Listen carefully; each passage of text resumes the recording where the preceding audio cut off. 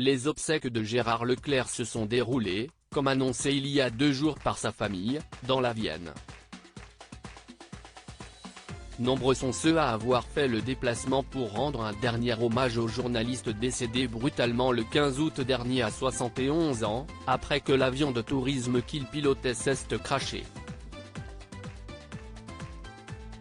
Gérard Leclerc était un visage familier de la télé, sa brutale disparition le 15 août dernier à l'âge de 71 ans laisse un vide immense. Le journaliste passionné d'aviation est mort dans le crash de l'avion de tourisme qu'il pilotait, avec à son bord 2 autres personnes, Michel Monory et une amie. Sur nos ondes comme sur nos écrans, Gérard Leclerc fait vivre l'information et le débat durant près de 50 ans. Sa mort prématurée, dans un accident d'avion, endeuille le monde du journalisme, avait réagi Emmanuel Macron dans un communiqué, au lendemain de la mort de Gérard Leclerc. Dès le soir même, Pascal Praud et Laurence Ferrari, collègues du défunt journaliste chez CNews, avaient exprimé leur immense tristesse sur X, anciennement Twitter. Ce jeudi 24 août 2023 se sont déroulées les obsèques de Gérard Leclerc. Elles avaient été annoncées mardi dernier par sa famille dans les pages de la Nouvelle République. Sa veuve Julie, leurs 3 enfants, les jumeaux Antoine et Mathieu et leur fille Charlotte, le frère de Gérard Leclerc, Julien Clerc, mais aussi leur sœur, ses nièces et neveux avaient communiqué l'heure et le lieu. 16 h au cimetière des Trois-Moutiers, près de Loudun.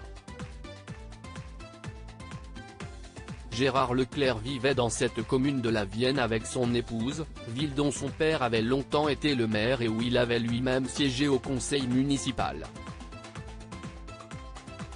Tout a commencé à 14 h, une cérémonie privée a eu lieu au domicile de Gérard Leclerc autour de la famille et de 200 proches. Nombreux sont ceux à être venus sa mémoire et apporter leur soutien à la famille de Gérard Leclerc. Parmi eux, Nicolas Canteloup avec qui Gérard Leclerc avait travaillé au sein d'Europe 1. Marc-Olivier Fogiel, directeur général de BFM TV, était aussi présent. Lui qui était proche du couple avait été très touché par la mort de Gérard Leclerc. Immense tristesse. Gérard le malicieux, Gérard le généreux, Gérard l'ami. Ma Julie tu sais comme je t'aime. Mathieu, Antoine, Charlotte je pense à vous 3. Prenez soin de votre maman, avait-il écrit pour lui rendre hommage lors de l'annonce de sa mort. Le chanteur et compositeur Alain Chamfort a aussi fait le déplacement et a été aperçu auprès de Julien Clerc qui s'est montré très digne, accompagné de sa femme et de leur fils de 15 ans.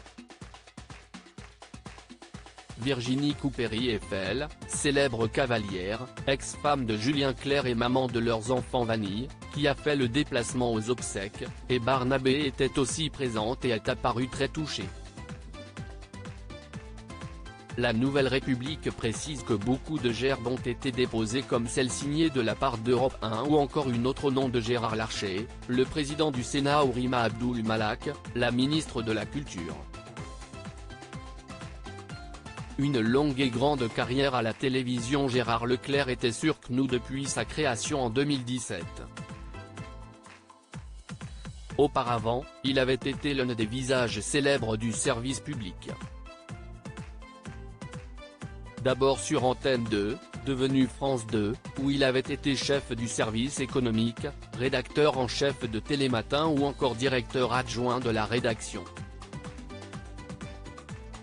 Il avait ensuite été rédacteur en chef du service politique, économique et social à France 3, 2007-09, puis président de la chaîne parlementaire Assemblée nationale, LCP de 2009 à 2015. Il avait débuté sa carrière à la radio, notamment sur Europe 1, dont il avait épousé une grande voix, l'animatrice Julie, avec laquelle il a eu ses 3 enfants.